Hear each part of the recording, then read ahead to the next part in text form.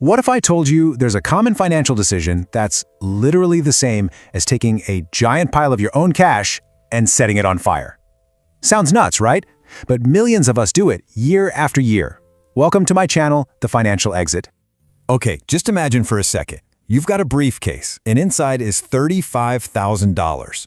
All that cash you've worked so hard for, all in one place. Now, you pop it open, and you pull out a huge stack. We're talking 16,000 bucks. That's almost half of everything in there. And then, you just light a match and watch it all turn to ash. Anyone watching would think you've lost your mind. I mean, that's just financial insanity. Well, guess what? In our financial world, this happens all the time. It's just called buying a new car. Today, we're going to break down the deceptive math that dealerships are really hoping you never, ever figure out. So, the first trap gets set the very second you walk into that shiny showroom. It's all about how they play games with the numbers to hide the real price tag. They love to dangle a super low interest rate in front of you, right? Like, hey, only 4% APR on this brand new car. And that sounds so much better than the 8% you might get on a used one. But here's the shell game. The real trick is the principal. That's the total amount you're borrowing. A low rate on a massive $40,000 loan can mean you pay way more in actual interest dollars than a higher rate on a much smaller $20,000 loan.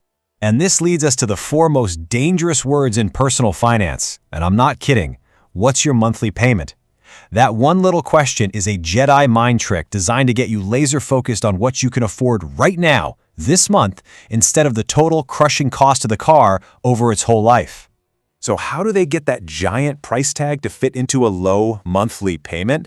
Simple. They stretch the loan out. And I mean, they stretch it. We're seeing loans for 72, even 84 months now. That's 7 years. You are literally chained to a car payment for an asset that is worth less and less every single day. So you have to know how to find the real price. And it's dead simple. You take the monthly payment, you multiply it by the number of months in the loan, and then you add your down payment. That's it. That number is the only number that matters. You have to stop shopping for payments and start shopping for total value. But, okay, let's say you're a cash buyer. You're smart, you're not dealing with any of that interest nonsense. You're in the clear, right? Wrong. Now you have to face the silent wealth killer, depreciation. The moment, and I mean the second, you drive a new car off the lot, its value just plummets. In that first year alone, a $35,000 car can lose 20% of its value. By year 5, it's lost a jaw-dropping 60%. That's not an asset, my friend. That's a wealth shredder. Over those 5 years, that is $21,000 of your hard-earned money that has just vanished. Poof, gone. There's no bill for it. It doesn't show up in the mail. It just quietly evaporates from your net worth. So what's the pro move here? It's simple. Buy the Plateau. You see this curve? Let the first owner take that massive, painful financial hit. By buying a car that's 3 or 4 years old, you get to drive on the flattest, most cost-effective part of the curve. You let someone else pay for the free fall. Now, I know exactly what you're thinking. I can hear you through the screen. But what about repairs? I don't want to get stuck with a lemon. New cars have warranties. This is the #1 emotional hook that gets people to buy new. So let's fight that fear with some cold, hard math. So you're afraid of a possible $2,000 repair bill on a used car. Okay, but you're perfectly willing to accept a guaranteed $7,000 loss in value on the new one? When you put it side by side like that, the fear seems kind of irrational, doesn't it? You could literally replace an entire engine on a used car and still come out thousands of dollars ahead. You know, there's a psychological reason for this. It's called the predictability premium. We hate surprise costs so much that we will happily sign up for a guaranteed, much larger bill just for that peace of mind. It's a decision we make with our emotions, not with a calculator.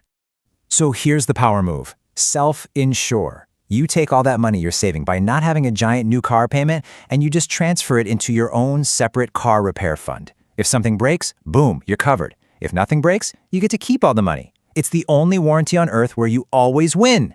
We've talked about all the obvious costs, but the biggest cost of all is completely invisible. It's the opportunity cost. It's all the money that your money could have been making if it wasn't tied up in a depreciating hunk of metal. Just think about this. Say you bought a great $20,000 used car instead of a $40,000 new one. If you invest that $20,000 difference, well, thanks to compound growth, it could double in 10 years. In 20, you're looking at nearly $80,000. By retirement, that one single decision could be worth hundreds of thousands. It really makes you think about this quote, doesn't it? That new car smell isn't free. It might just be the most expensive cologne on the planet, and it costs you a potential fortune in your future wealth. So let's bring it all home. At the end of the day, this decision isn't just about saving a few bucks on a car. It's about buying your own financial freedom. When you choose used, you are simply making the mathematically superior choice. You dodge the worst of the depreciation bullet. You pay less in insurance, less in taxes, and most importantly, you free up your money to go to work for you, in assets that grow, not ones that rot. It's a quiet signal that you value your freedom more than you value the validation of strangers at a stoplight. All right, now I really want to hear from you. Have you ever been caught in that new car payment trap and regretted it? Or are you one of the smart ones, driving a reliable, paid-off car and just loving that financial freedom? Drop your story in the comments below. Let's talk about it. If this breakdown helped you see the car buying game a little more clearly, do me a favor and hit that like button. It really helps other people find this information. And hey, share it with someone you know who's about to head to a dealership. Thanks for tuning into The Financial Exit. Next time you see a brand new car, just ask yourself, what is the driver really paying for?